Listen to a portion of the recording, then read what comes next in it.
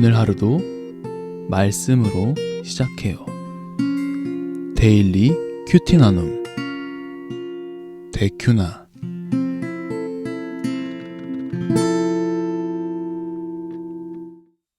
참 좋으신 하나님 아버지, 오늘도 주의 말씀으로 시작합니다. 당신의 뜻을 발견케 하시며 주의 뜻대로 살아갈 수 있도록 인도하여 주옵소서. 예수 그리스도의 이름으로 간절히 기도드렸습니다. 아멘. 그러나 백성 가운데 또한 거짓 선지자들이 일어났었나니 이와 같이 너희 중에도 거짓 선생들이 있으리라. 그들은 멸망하게 할 이단을 가만히 끌어들여 자신들을 사신 주를 부인하고 임박한 멸망을 스스로 취하는 자들이라. 여럿이 그들의 호색하는 것을 따르리니 이로 말미암아 진노의 도가 비방을 받을 것이요, 그들이 탐심으로써 지어낸 말을 가지고 너희로 이득을 삼으니 그들의 심판은 옛적부터 지체하지 아니하며 그들의 멸망은 잠들지 아니하느니라. 하나님이 범죄한 천사들을 용서하지 아니하시고 지옥에 던져 어두운 구덩이에 두어 심판 때까지 지키게 하셨으며 옛 세상을 용서하지 아니하시고 오직 의를 전파하는 노아와 그 7 식구를 보존하시고 경건하지 아니한 자들의 세상에 홍수를 내리셨으며 소돔과 고모라 성을 멸망하기로 정하여 죄가 되게 하사 후세에 경건하지 아니할 자들에게 본을 삼으셨으며 무법한 자들의 음란한 행실로 말미암아 고통당하는 의로운 롯을 건지셨으니 이는 이 의인이 그들 중에 거하여 날마다 저 불법한 행실을 보고 들음으로 그 의로운 심령이 상함이라. 주께서 경건한 자는 시험에서 건지실 줄 아시고 불의한 자는 형벌 아래에 두어 심판 날까지 지키시며. 아멘.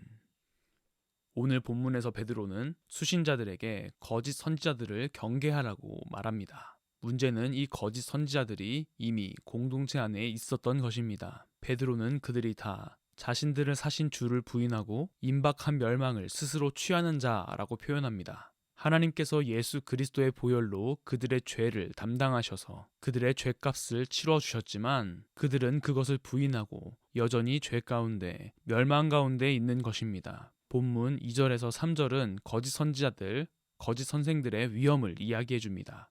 먼저는 호색하는 것을 따름으로 진리가 비방받는 것입니다. 이 당시 거짓 선지자들은 지식이 실천보다 위에 있다고 가르쳤으며 은혜가 모든 죄를 용서함으로 그리스도인들이 어떻게 행동하는가의 문제는 중요하지 않았습니다. 그렇기 때문에 그들은 죄에 대해서 민감하지 않았습니다. 어차피 구원받았다고 생각하니 성적인 죄 등을 멀리하는 삶을 살지 않았습니다. 요즘 시대에 구원파로 보면 될 것 같아요. 그리고 두 번째는 탐심으로써 지어낸 말로 이득을 삼는 것이었습니다. 그들은 청중이 듣기 좋은 말들을 하며 그들에게 돈이나 기금을 착취했습니다. 이단이 가장 많이 사용하는 방법이죠. 도를 아십니까? 라는 질문을 들어본 적이 있나요? 결국 그들도 사람의 마음을 현혹시키는 말들을 한 후 그것들을 해결하기 위해서는 조상신들에게 제사를 드려야 한다며 금전을 믿음대로 요구합니다.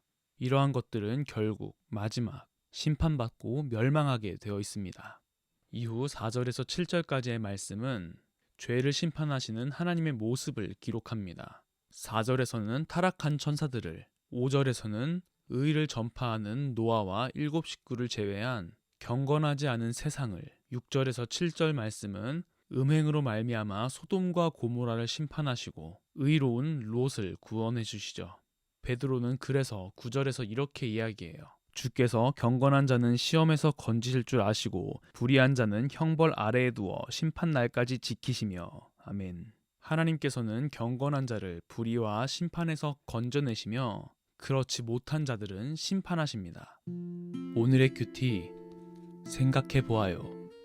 첫째, 거짓 선지자, 거짓 선생들은 자기의 욕심을 따라 세상적인 것을 채우는데 하나님의 이름을 사용합니다. 우리 역시 하나님의 이름을 세상 욕구를 채우는데 또는 기도 제목을 이루어가는 도구 정도로 생각하고 있지는 않으십니까?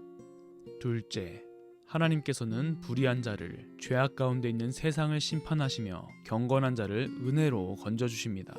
그리고 우리는 하나님께 예수 그리스도의 이름으로 나아감으로 회개함으로 경건해져 가는 것이죠. 이 시간 우리가 죄를 고백하는 시간을 한번 가져봅시다. 오늘 본문에서 베드로는 수신자들에게 거짓 선지자들의 위험성을 이야기해 줍니다. 그들은 우리에게 좋은 말을 해주는 것 같지만 결국 그들의 끝은 심판임을 보게 됩니다. 하지만 여기서 우리는 우리 자신이 이러한 자들과 동일한 삶을 살고 있지는 않은지 돌아봐야 할 것입니다.